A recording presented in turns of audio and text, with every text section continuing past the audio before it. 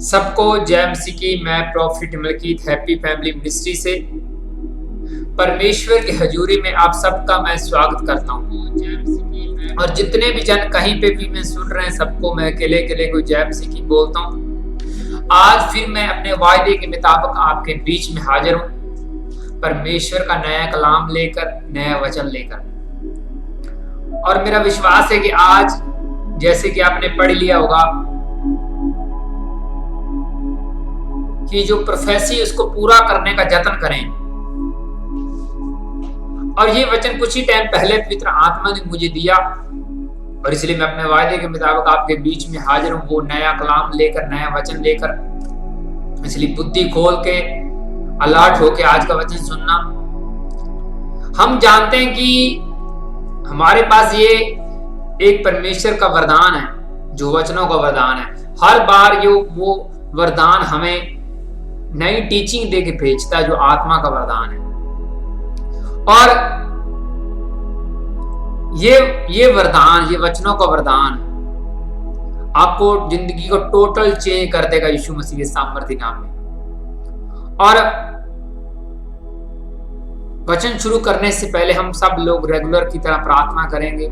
आंखों को बंद करें, वचन की प्रार्थना करें और बोलें, प्रभु यीशु मसीह जी, पवित्र आत्मा जी, जितना भी हम ये आज का वचन सुने, इन वचनों के द्वारा हमारी जिंदगी में बड़ा बदलाव आ जाए। इस वचन के द्वारा हम 100 गुना फल लेकर आए और ये फल हमेशा हमारे ऊपर बना रहे। यीशु मसीह के सामर्थ्य नाम में मांगते हैं, आमीन आमीन हालेलुया। और आज का जो वचन का विषय टाइटल है कि जो प्रोफेसी उसको पूरा करने का जतन करें।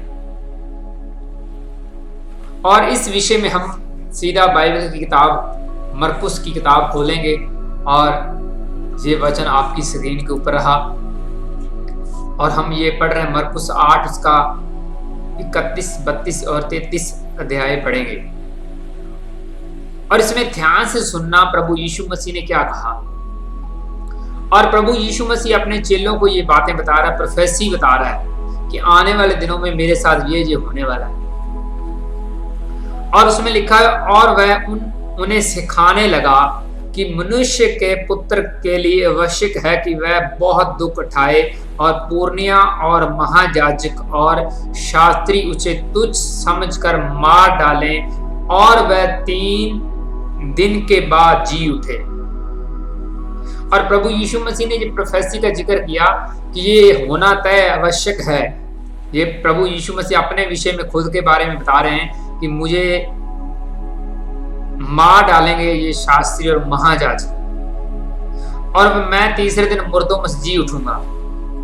और जैसे ये प्रोफेसी यीशु मसीह चेलों को बता रहा था, उनमें से एक चेला पतरस आगे क्या बोल रहा है, 32 में लिखा है, उसने ये बात साफ कह दी।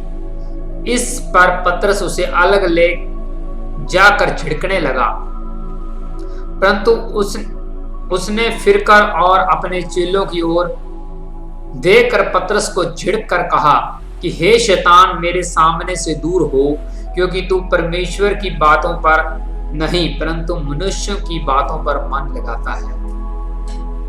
हालेलुया। और जैसे प्रभु यीशु मसीह वो सारी बातें समझा रहा था कि तीसरे दिन मैं मुर्दों में जी उठूंगा, ये आने वाले दिनों में प्रोफेसी पूरी होने वाली है। और इस बात का पतरस को ये बात सुन के अच्छा नहीं लगा। उसने यीशु मसीह को एक साइड पे ले जाके लोगों की भीड़ चेलों से अलग होके ले जाके उसको झिड़कने लगा कि तुम्हारे साथ ऐसा नहीं होना चाहिए, प्रोफेसी पूरी नहीं होनी चाहिए। पर प्रभु यीशु मसीह ने उसको ये बोला कि जो प्रोफेसी है ये तय होनी ही होनी, ये पूरी होनी ही होनी, इसको रोका नहीं जा सकता। और पतरस को बोला कि तुम शैतान, मेरे से अलग हो जाओ, तुम दुनियादारी की बातें कर रहे हो, तुम शैतानी बातें करो, मेरे से अलग हो जाओ, मेरे से दूर चले जाओ। प्रभु यीशु मसीह को भी इस बात के ऊपर गुस्सा आया। क्यों गुस्सा आया? क्योंकि वो प्रोफेसी के विरुद्ध बोल रहा था, वो भविष्यवाणी को पूरा होने की रुकावट पैदा कर रहा था, जो बाइबल के अलग अलग नबियों ने बहुत सारे यीशु मसीह के पहले आने से पहले लिखी जा चुकी हैं, उसके विरुद्ध में, प्रोफेसियों के विरुद्ध में बोल रहा था कि वो प्रोफेसी पूरी ना हो। और इस बात के ऊपर प्रभु यीशु मसीह को गुस्सा आया हुआ कि अगर ये प्रोफेसियां पूरी ना हुई तो बाइबल की जो पहले लिखी हुई बातें, नबी, वो सारी बातें झूठी हो जाएंगी जो मेरे विषय में लिखी हुई है। इसलिए प्रभु यीशु मसीह को ये काम मिला था परमेश्वर की ओर से, क्रॉस उठाने का, मुर्दों में से जी उठने का, ये सारा काम मिला था और पतरस रुकावट पैदा कर रहा था, पर मीन्स प्रोफेसी को पूरा होने की रुकावट पैदा कर रहा था। इसलिए प्रभु यीशु मसीह को गुस्सा आया कि तू कौन होता है या तुम कौन होते हो कि ये रोकने वाले, ये प्रोफेसी पूरी रुकावट पैदा कर रहे हो। इसका मतलब क्या हुआ? इसका मतलब ये है कि पतरस को पूरा विश्वास था कि जो प्रभु यीशु मसीह बातें कर रहा है ये सच हैं और ये आने वाले दिनों में घटने वाली हैं, ये बातें कंप्लीट होने वाली हैं। और यीशु मसीह को भी पता था कि ये सारी प्रोफेसियां पूरी होंगी, उसको कोई नहीं रोक सकता। लेकिन पतरस ने यीशु मसीह को बचाने की कोशिश की, रुकावट पैदा करी, और यीशु मसीह को गुस्सा आया क्योंकि वो जो परमेश्वर ने उनको काम दिया था धरती के ऊपर, वो सारा कंप्लीट करना चाहता था यीशु मसीह। लेकिन वो पतरस उसके बीच में, जैसे बोलते हैं किसी के काम के बीच में टांग उड़ाना, तो वो ही काम कर रहा है। इसलिए यीशु मसीह को गुस्सा आया। वो प्रोफेसी को दबाने की कोशिश कर रहा था, पतरस रोकने की कोशिश कर रहा था, लेकिन प्रभु यीशु मसीह ऐसा नहीं चाहता था, क्योंकि उसका ये लिखते हैं जो नबियों की बातें, वो सारी की सारी बातें कंप्लीट होनी थी। तो इसका मतलब क्या है? इसका मतलब ये हुआ, जैसे प्रभु यीशु मसीह ने पतरस को उस टाइम शैतान का शब्द बोला कि शैतान तुम मेरे से परे हो जाओ, तुम दुनियादारी की सोच लेके मेरे सामने आए हो। तो इसका मतलब क्या हुआ? इसका मतलब ये हुआ कि जो भी प्रोफेसी परमेश्वर की ओर से आपके जिंदगी के विषय में करी गई है, उसको रोकने का काम शैतान का है। कोई इंसान शैतान नहीं है। शैतान उनके अंदर होके उनके दिमाग के ऊपर, उनके दिमाग के द्वारा लोगों के बीच में वो काम करता है। आपकी प्रोफेसी पूरी ना हो, शैतान पूरा यत्न करता है ताकि बाद में उस व्यक्ति को परमेश्वर से, यीशु मसीह से तोड़ सके। उसको ये लगे कि परमेश्वर ने तो तुम्हारे साथ ये वायदा किया था, लेकिन ये वायदा तो पूरा हुआ नहीं। वो बाद में आपका मजाक बनाना चाहता है, आपको ताने मारना चाहता है कि परमेश्वर ने आपको ये बोला था, अब ये आपकी बात तो पूरी हुई नहीं है। तुम जिस नबी को नबी मारे, उसने तो आपको झूठ बोल दिया, किसी ने आपको गलत टीचिंग दे दी, ताकि आपके अंदर ये ऐसे महसूस हो कि कहीं ना कहीं आपने जिस प्रॉफिट के ऊपर विश्वास किया, जिसकी प्रोफेसी के ऊपर विश्वास किया, आप उसको गलत समझे।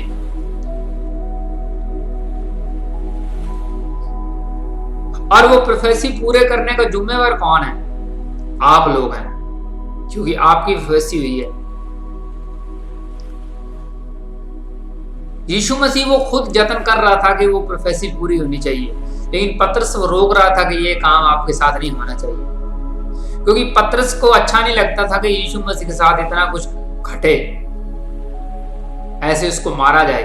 वो हमदर्दी जता रहा था, लेकिन यीशु मसीह ने गुस्से में उनको ये शैतान का शब्द बोला कि ये तो मेरे से आज से अलग हो जाए अगर तुम ऐसी बातें करोगे तो। हालेलुया। शैतान आपके ऊपर तब ज्यादा अटैक करना शुरू कर देता है जब आपकी प्रोफेसी दुनिया के सामने आनी शुरू हो जाती है। ये नोट रखना,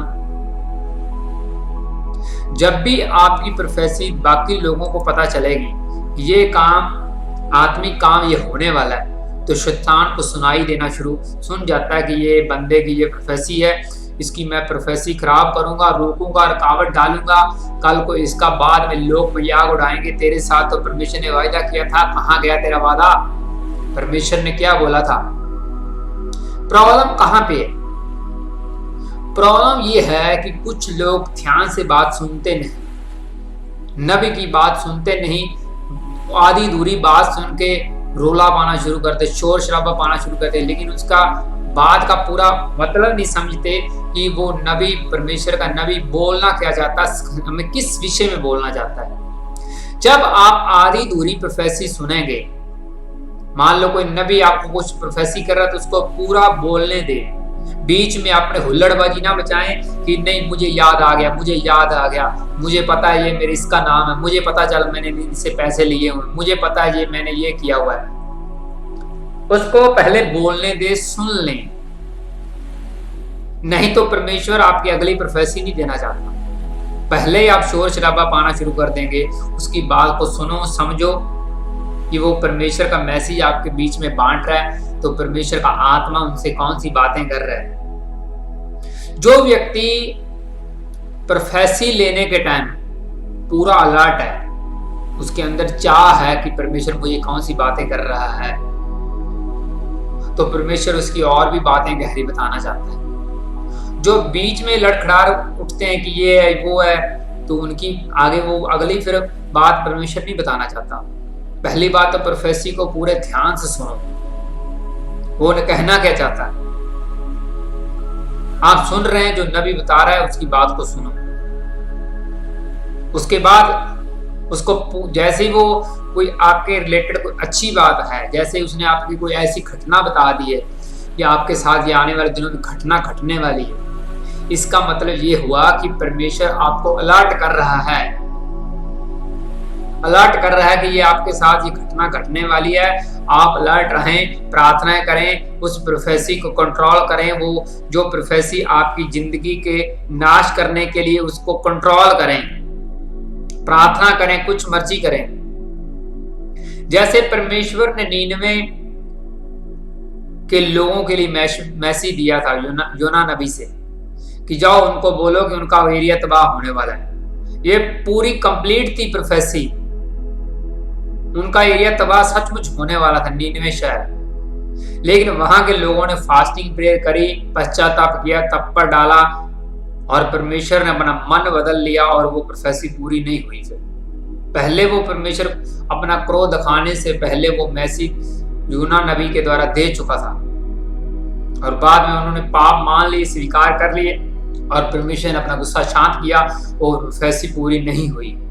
जो प्रोफेसी आपके विषय में नाश होने वाली नेगेटिव प्रोफेसी है, उसको आप क्लोज करने का यत्न करें, और जो आपके जिंदगी की 4 चांद लेके आने वाली ब्लेसिंग वाली प्रोफेसी, उसको पूरा करने का यत्न करें। ये अलग अलग स्टेप हैं। कुछ प्रोफेसियां ऐसी होती हैं जिसको आपने कंट्रोल करना है, पूरा नहीं होने देना, और कुछ प्रोफेसियां ऐसी होती हैं वो पूरा करने के लिए यत्न करना है कि परमेश्वर आपको ब्लेसिंग दे, जो आपको वायदा किया हुआ है। जो आपके नुकसान के रिलेटेड प्रोफेसी है, उसको कंट्रोल करने के लिए आप प्रार्थनाएं करें, प्रार्थना करवाएं, कुछ भी करें, वो पाप छोड़ें, और फिर अपना परमेश्वर मन बदल देगा और प्रोफेसी कंप्लीट नहीं होगी। प्रोफेसी का आपकी जिंदगी में बहुत महत्व है।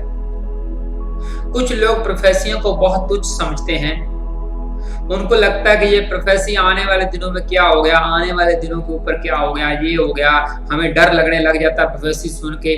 प्रोफेसी आपको एक सही रास्ता दिखाती है आत्मा में बढ़ने का, आपको क्या करना है, आपने क्या नहीं करना।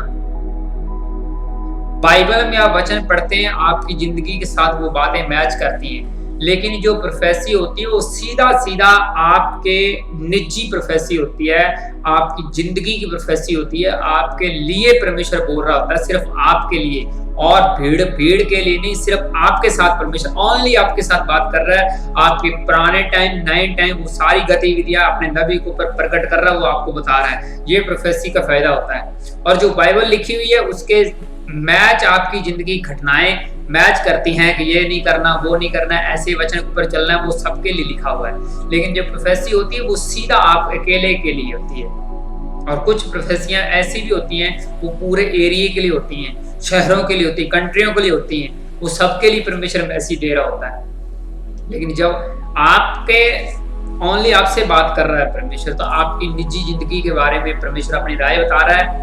क्यों? क्योंकि वो आपसे वो प्रेम करता है। कईयों को डर रहता है कि प्रोफेसी आने से ना हम पहले सुगड़ से जाते हैं, ये आने वाले दिनों में होने वाला, जब होगा हम देखा जाएगा। नहीं, प्रोफेसी आपको एक रास्ता दिखाती है कि आपने करना क्या है। ये प्रोफेसी को बहुत ज्यादा महत्व है।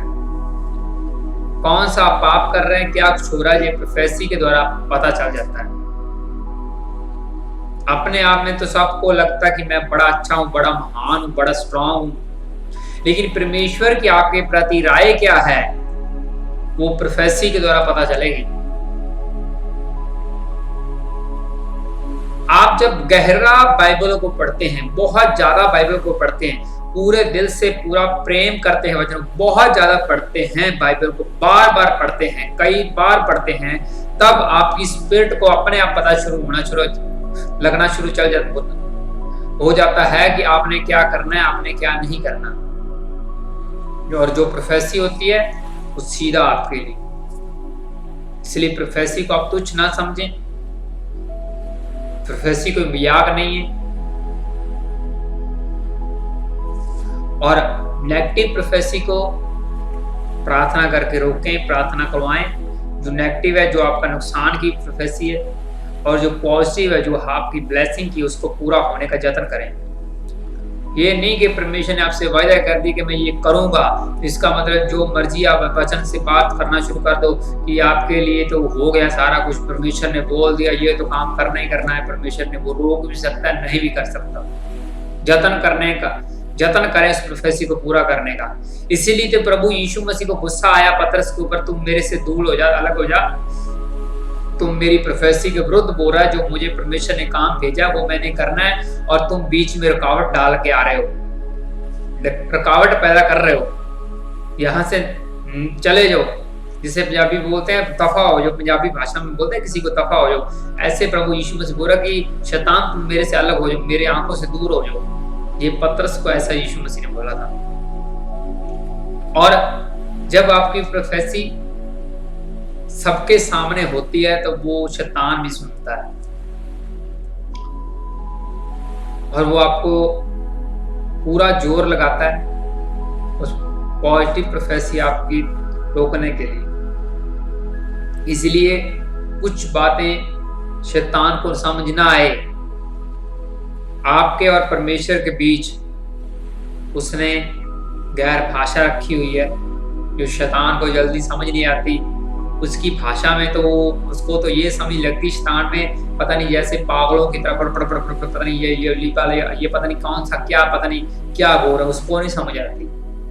उसको अर्थ नहीं पता चलता कि ये परमेश्वर और इंसान आपस में कौन सी प्रार्थनाएं कर रहे हैं, परमेश्वर क्या इनसे बातें कर रहा है, कोई अता पता नहीं चलता उनको। वो आपके मुंह से सुनता है और उसको जो करने वाले उसके रुकावट डालता है। कई बार ऐसा होता है कि जब भी मैंने कोई बड़ा काम करना हो तो मैं जल्दी उसको शेयर नहीं करता, कि मैं फटाफट लोगों के सामने रख दूं कि ये काम करने वाला हूं। मुझे पता है कि वो शैतान सुन लेगा और उस काम के बीच में रुकावट भी डालेगा। इसलिए कुछ बातें सीक्रेट होती हैं, कुछ खुली किताब की तरह होती हैं। हाँ, आपके अंदर इतना टैलेंट होना चाहिए कि शैतान भी कंफ्यूज रहे, आपका पीछा करे जब, तो वो खुद भी कंफ्यूज रहे कि ये कर क्या रहा है। आपके अंदर इतनी काबिलियत होनी चाहिए कि वो खुद मूर्ख बन जाए, उसको शैतान को बाद में पता चले कि ये मैं कहां किससे पंगा ले रहा हूं। हालेलुया।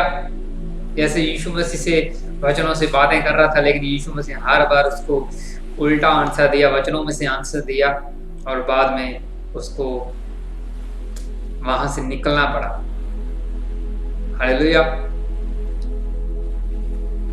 उत्पत्ति की किताब हम जब पढ़ते हैं, जिसका हम ज्यादातर आजकल वचनों का जिक्र कर रहे हैं, यूसुफ के खुद के 11 भाई थे, 12वां खुद था, और उसने प्रोफेसी पहले बोल दी थी ये होने वाला है, ये तुम सब मेरे सामने झुकोगे, मुझे दंडवत करोगे, और मैं एक बड़ा अधिकारी बनूंगा, एक राजा बनूंगा। और जैसे ही वो सारी प्रोफेसी शैतान ने सुन ली और वो उनको गिराने की कोशिश कर रहा था, उसने एक लेडीज भेजी, यूसुफ की लाइफ में एक लेडीज को भेजा कि जा इसको गिरा, इसको पाप में लेके जा। लेकिन यूसुफ वफादारी के साथ चलता रहा, उसने अपनी मालिक के साथ सहभागिता नहीं करी, पोतीफर की पत्नी के साथ वो नहीं रहा, वो वफादारी साथ चलता, वचनों के ऊपर चलता रहा। वो शैतान पूरा जोर लगा रहा था कि एक स्त्री के द्वारा उसको गिरा, लेकिन वो नहीं गिरा। अगर वो उस स्त्री के साथ सहभागिता करता तो कल के उसके कई साल बीत जाने थे, उसके भाइयों की कभी न कभी मुलाकात होती तो वो मजाक उड़ा रहे होते थे। तू तो छोटे होते बोलता था यूसुफ, तुम तो बोलते थे कि मैं बड़ा राजा बन जाऊंगा, तुम सब मेरे चरणों में झुकोगे। अरे तू तो गुलाम बन गया, तुम तो जेल में सड़ रहा है। कहाँ गया तुम्हारा परमेश्वर, कहाँ गई तुम्हारी भविष्यवाणियां जो छोटे होते तुम्हें हमें ट्रेनिंग देते थे आत्मा की।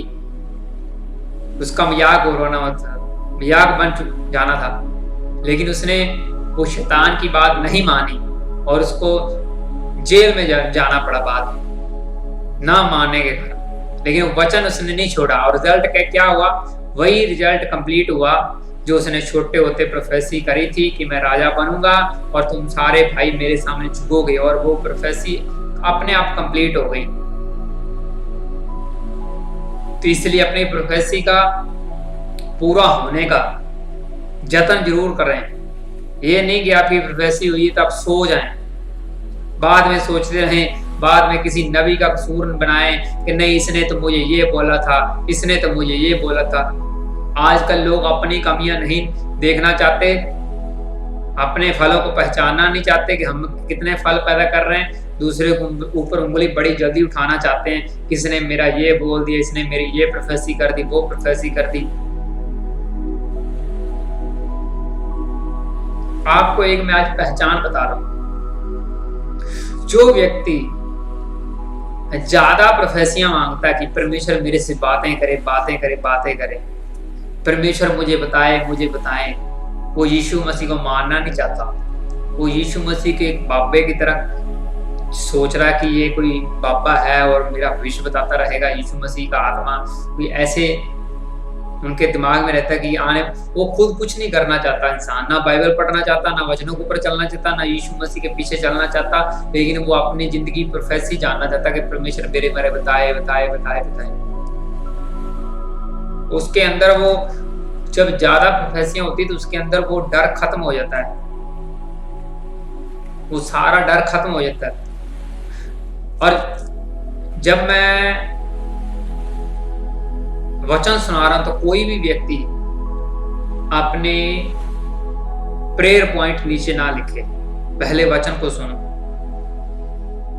अपने प्रेयर पॉइंट कमेंट के अंदर ना लिखो, एक एक सबके कमेंट में रीड कर रहा हूं, चाहे मैं वचन सुना रहा हूं, मुझे सब कमेंट दिख रहे हैं, मैं सबके कमेंट पढ़ भी रहा हूं साथ साथ। मैं फिर बोल रहा हूं, कोई भी वचन के दौरान अपनी प्रार्थना रिक्वेस्ट ना भेजे। जब कोई प्रचारक स्टेज के ऊपर वचन सुना रहा होता है तो आप हाथ खड़ा करके नहीं ये सोचते मेरे लिए प्रार्थना करो, मेरे पहले वचन सुनो, उसको समझो, वो टीचिंग को रिसीव करो कि हमें क्या करना है। अपने मतलब के लिए नहीं कि ये परमेश्वर ये मेरा कर दो, मेरे लिए वो कर दो, मेरे लिए ये प्रार्थना कर दो।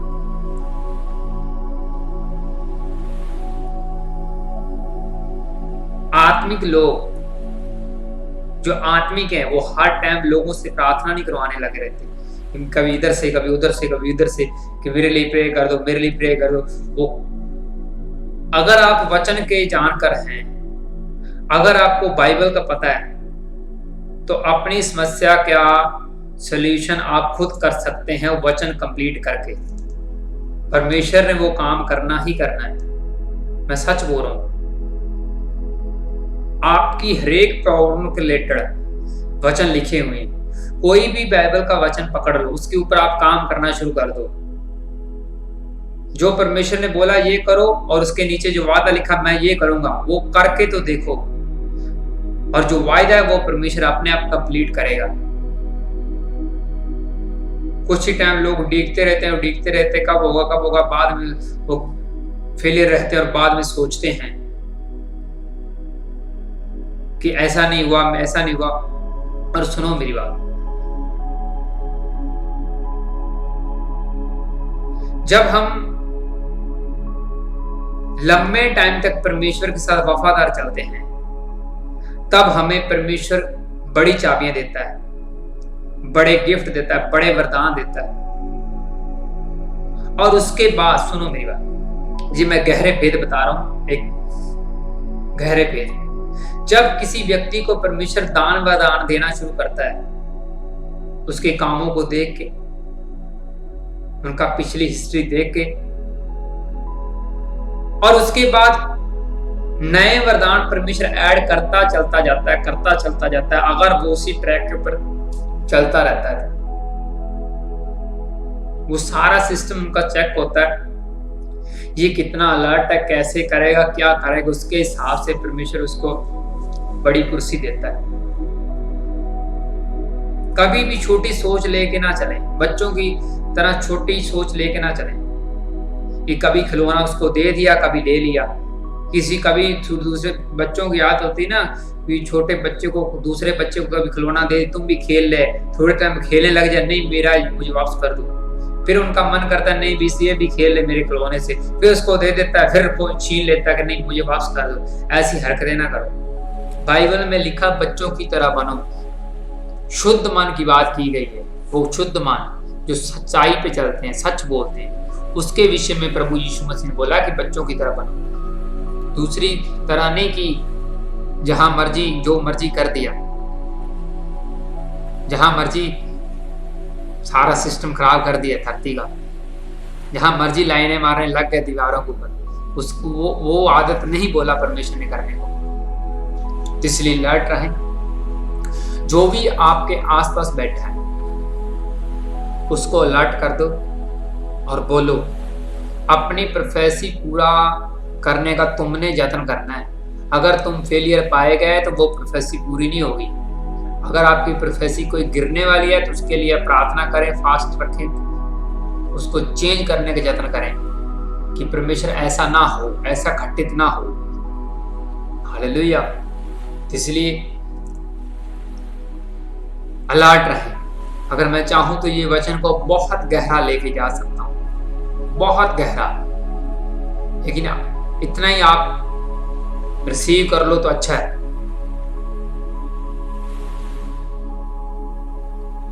और मेरा विश्वास है कि आज जो वचन आपने सुना कि प्रोफेसी पूरा करने का यत्न करें ताकि वो कंप्लीट हो सके और बाद में शैतान आपका मजाक ना उड़ाए। कई लोगों की आदत होती ना कि जो प्रोफेसी कर रहा है उसके ऊपर कोई संकट आ जाए तो वो बाद में लोग ड्रामा कर रहे होते हैं कि ये तो दूसरे लोगों का भविष्य बताता था, अब इसका भविष्य खतरे में क्यों चला गया। कई लोगों की आदत होती बनावटी और नकली लोगों की, पढ़ते वो बाइबल ही है और वो बोल रहे होते हैं कि ये तो दूसरे लोगों का भविष्य बताता था, अब इसका क्या हुआ। ये मूर्खों वाली बातें हैं। ये दान वरदान नबी को जो मिलते हैं वो लोगों के भले के लिए मिलते हैं, लोगों के कलीसिया के लिए मिलते हैं नबी को वरदान। अगर ऐसा हो तो जैसे मिराकल मनी का वरदान और वरदान वो सारा कुछ अपने घर में स्टोर कर ले, अगर वो वरदान यूज करके परमेश्वर लोगों को भले के लिए वरदान देता है। कौन सी बात कब करनी परमेश्वर ने, उनकी परमेश्वर के आत्मा की खुद की पर्सनल मर्जी है। यूसुफ जब जेल में था, पहले उसने प्रोफेसी करी, उससे पहले मैं राजा बनूंगा, बाद में जेल में था। और परमेश्वर ने ये बीच में नहीं बताया था कि तुम्हें जेल भी जाना पड़ेगा। उसने बीच की जो प्रोफेसी उसने जार नहीं करी परमेश्वर ने, किसके ऊपर, यूसुफ के ऊपर। उसने एक एंड पॉइंट बोला कि तुम राजा बनोगे और तुम्हारे भाई झुकेंगे, और उसने उसका अर्थ बता दिया। लेकिन वो बीच में जो रुकावटें आ रही थी, जो उसको जेल में जाना पड़ा, वो परमेश्वर ने उसको नहीं बताया। यूहन्ना नबी ने प्रोफेसी करी थी कि मेरे बाद एक आने वाला है, वो प्रभु यीशु मसीह मेरे से महान है। और जब वो खुद जेल में चला गया, यूहन्ना नबी जो बपतिस्मा दे रहा था यीशु मसीह को, तो वो अंदर जेल में बैठ के पूछ रहा है कि मेरे बारे में बताओ, वही यीशु, मेरे बारे में पता करो, मुझे कैसे बाहर निकालेगा यीशु मसीह। ये वही है जिसकी मैंने प्रोफेसी करी, जो कोई और है। खुद नबी एक जेल में बंद होके वो बाहर लोगों से पूछ पड़ताल कर रहा है, अंदर जेल में रह के। जो नबी यीशु मसीह की प्रोफेसी कर रहा था, वो जेल के अंदर जब बंद हुआ, तो वो बाहर लोगों से मैसेज दे के पूछ रहा है कि पता करो कि यीशु मसीह वही एक और है। हाँ, इसको हम क्या कहेंगे कि जो यीशु मसीह की प्रोफेसी कर रहा है, उसकी प्रोफेसी खुद नहीं कर सकता क्या जेल में रह के? हाँ, ये परमेश्वर की अपनी मर्जी होती है। इसलिए ऐसे किस्से कहानियां आपके अंदर नहीं आने चाहिए कि ऐसा क्यों हुआ, ऐसे क्यों हुआ, ऐसा क्यों परमेश्वर ने किया। हाँ, मैं फिर बोल रहा हूँ, ये दान वरदान हैं, ये कलीसिया के लिए होते हैं, उनके फायदे के लिए होते हैं।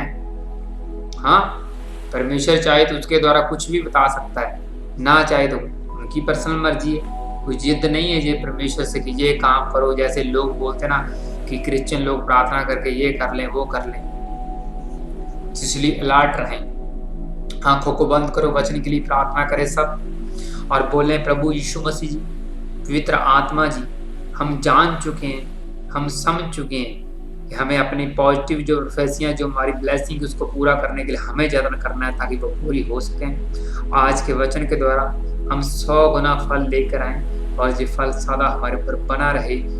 यीशु मसीह के सामर्थ्य नाम में मांगते हैं, आमीन आमीन। और ये वचन सरमन आपको YouTube पे रिटर्न मिलेगा, वहाँ पे आप जब मर्जी देख सकते हैं। आपको पता ही संडे बड़ी मीटिंग है, ये पहली ऐसी मीटिंग है जो पिछले सालों के दौरान कभी भी ऐसी मीटिंग हम नहीं करी। हम इस मीटिंग में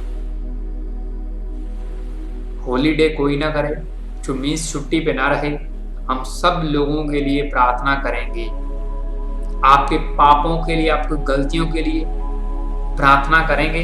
इस संडे मैं खुद भी प्रार्थना करूंगा, और जितनी कलीसिया आएगी, जितने भी एक एक ले हैंड, एक एक लेडीज और जेंट्स का ले हैंड,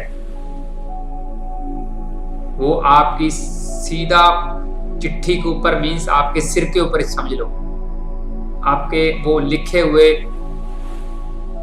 जो पेज होंगे उनके ऊपर सीधा ले हैंड करके परमेश्वर से प्रार्थना करेगा कि इसके जो पाप है वो माफ करो परमेश्वर। जितने लोग आएंगे उस दिन, सब की ले हैंड आपकी चिट्ठी के ऊपर होगी। ऐसा एक भी बंदा नहीं होगा जो आपकी चिट्ठी के ऊपर ले हैंड ना करे, सबकी होगी। मान लो 1000 व्यक्ति आया संडे, तो 1000 व्यक्ति आपकी ले हैंड करेगा, मैं भी करूंगा। मेरी चिट्ठी के ऊपर 1000 व्यक्ति ले हैंड करेगा, आपकी केले की चिट्ठी के ऊपर 1000 व्यक्ति ले हैंड करेगा, जो उसके ऊपर आपकी मिस्टेकें लिखी हुई हैं, वो वचन पूरा हो जाएगा आपके लिए। इतने लोग ले हैंड करेंगे, इसलिए अलर्ट रहें, कोई भी इस मीटिंग को मिसिंग ना करें, छुट्टी ना करें। कल को ये ना बोले कि मेरी तो ले हैंड रह गई, या मैंने प्रार्थना करवानी थी। ऐसी मीटिंग दोबारा टर्न नहीं आएगी। ये रोज रोज हम ये नहीं कर सकते कि हमारे पाप थे, पाप उनको याद नहीं कर सकते, रोज नहीं याद कर सकते। जो गुप्त हैं, सीक्रेट हैं, ऐसी बातें उनकी हम ले हैंड सबके लिए करेंगे। तो इसलिए अलर्ट रहें। इस बड़ी मीटिंग इस सबको मैं इनवाइट कर रहा हूँ। मैं फिर बोल रहा हूँ, कोई भी व्यक्ति इधर उधर का कोई भी छुट्टी ना करे इस बड़ी मीटिंग में। आइए हम प्रार्थना करें, जितने भी सुन रहे हैं कहीं भी। पवित्र आत्मा जी, मैं आपका दास इन सब लोगों के लिए प्रार्थनाएं करता हूँ। मैं इन सब लोगों के लिए ले हैंड करता हूँ। जितने भी जन ये कमेंट कर रहे हैं, परमेश्वर का आत्मा इन सबको छुए और इनकी सारी बीमारियां इनको छोड़ के जाते हैं। जिनके रुके हुए काम है, जितने कमेंट बॉक्स में जो कुछ भी लिखा हुआ है, प्रभु यीशु नासरी का आत्मा इन सब की हेल्प करे और इनका गुड न्यूज इनको मिलने पाए यीशु मसीह के सामर्थ्य नाम में। परमेश्वर के एंजल इनके कामों को छुएं, दूत इनके कामों को छुएं और इनकी जिनकी टोटली बदल जाए और ये सब बीमारियों से आजाद हो जाए। परमेश्वर का आत्मा सदा इनके ऊपर बना रहे, यीशु मसीह के सामर्थ्य नाम हम मांगते हैं। आमीन आमीन आमीन। और फिर मिलेंगे संडे को बड़ी मीटिंग में, नए चिन्ह चमत्कारों के साथ, नई प्रोफेसी के साथ, नए वचनों के साथ। तब तक आप सभी को जय मसीह की। God bless you. Bye bye, take care.